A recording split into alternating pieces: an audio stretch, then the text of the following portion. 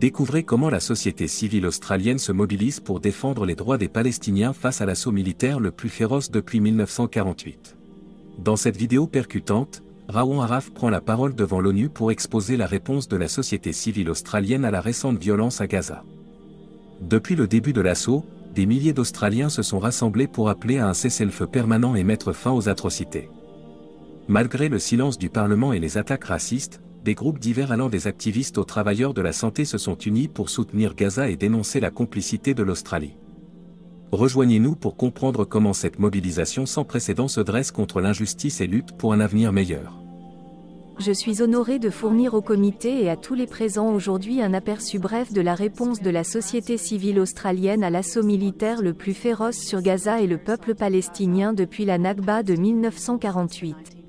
La réponse a été multifacette et généralisée, étant donné le soutien majoritaire du peuple australien pour un cessez-le-feu permanent. Cela a été visible dans les manifestations hebdomadaires à travers le pays depuis le début de l'assaut, devenant ainsi le plus grand mouvement anti-guerre en Australie depuis la guerre contre l'Irak. Très tôt, la société civile s'est mobilisée pour publier une déclaration appelant à un cessez-le-feu permanent, soutenue par plus de 100 organisations, notamment alors que le Parlement restait silencieux face aux atrocités se déroulant à Gaza et se concentrait uniquement sur les attaques et la violence illégale commise le 7 octobre par des groupes armés palestiniens en Israël. Bien qu'il soit évident que les attaques d'Israël étaient manifestement en violation du droit international et qu'elles auraient dû être condamnées, le gouvernement australien et la majorité du Parlement ont ignoré les attaques israéliennes malgré les preuves évidentes et les déclarations d'intention et de politique génocidaire venant des autorités israéliennes. La réponse de la société civile a souvent été difficile et entachée de racisme anti-palestinien, ou des actions concertées de la presse de droite, de certains politiciens et de groupes de pression pro-israéliens ont détourné l'attention des attaques génocidaires d'Israël sur Gaza et se sont attaqués aux Palestiniens et à leurs soutiens qui défendent les droits de l'homme palestinien. Les groupes de la société civile palestinienne ont accueilli, plaidé pour et mobilisé pour aider et installer ceux arrivant de Gaza, environ 350 jusqu'à présent. Les activistes, universitaires, syndicats, écrivains, artistes ont tous réagi avec des déclarations, des manifestations, des ateliers et, dans certains cas, des actions directes au port d'entrée australien ciblant les compagnies maritimes israéliennes impliquées dans les crimes israéliens à Gaza. Des maires, des enseignants, des avocats, des travailleurs de la santé pour la Palestine ne sont que quelques-uns des nombreux groupes qui ont émergé ces derniers mois, où les gens s'organisent dans leur communauté locale et leur profession. J'ai récemment été invité dans la petite ville de Newcastle, sur les terres du peuple Ahaba, propriétaires traditionnels de cette terre qui n'ont jamais cédé leur souveraineté.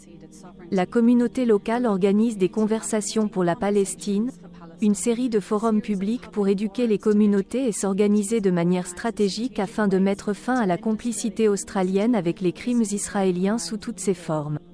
Ils sont horrifiés, par exemple, que dans leur communauté, le fabricant d'armes australien Valley Group fasse affaire avec une entreprise d'armement israélienne dans plusieurs contrats, vendant de la technologie militaire israélienne à l'armée australienne.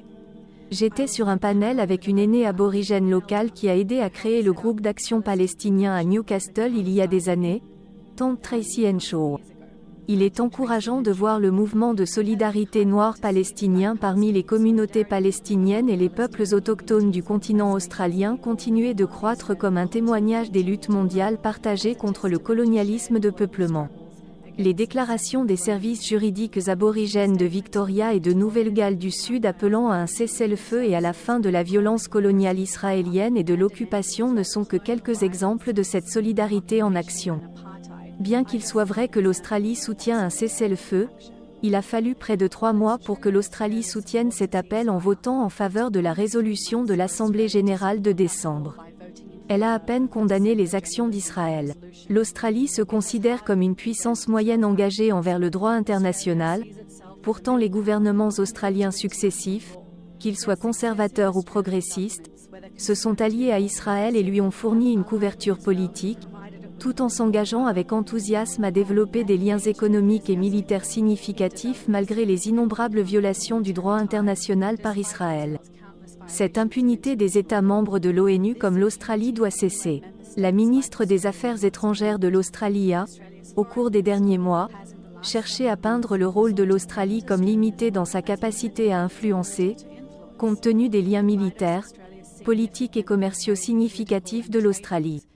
C'est une subversion de la réalité alors que l'Australie devrait en faire plus en imposant les contre-mesures à sa disposition lorsque des États commettent des actes internationalement illicites. Étant donné la révélation que l'Australie avait approuvé 322 permis d'exportation d'armes vers Israël depuis 2017 sans aucune information sur ce qui a été exporté, notre centre juridique représentant 3 organisations palestiniennes de droits humains, ALAC, le Centre palestinien pour les droits humains et le Centre Al-Mezan pour les droits humains, a déposé une plainte devant la Cour fédérale contre le ministre de la Défense pour tenter d'obtenir plus de transparence sur le processus. Nous avons dû interrompre cette demande pour des raisons que je ne peux pas discuter mais qui sont toujours liées au problème de transparence.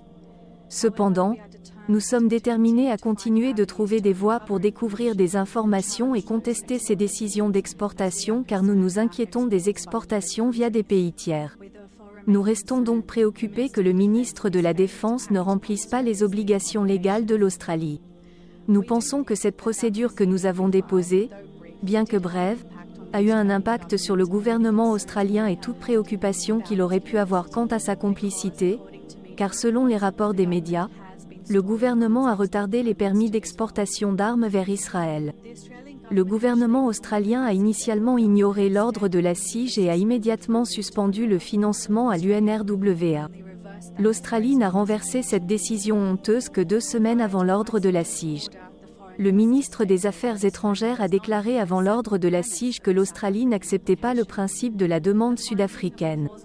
La constatation d'un cas plausible de génocide par la CIJ a forcé l'Australie à changer sa réponse à la demande sud-africaine.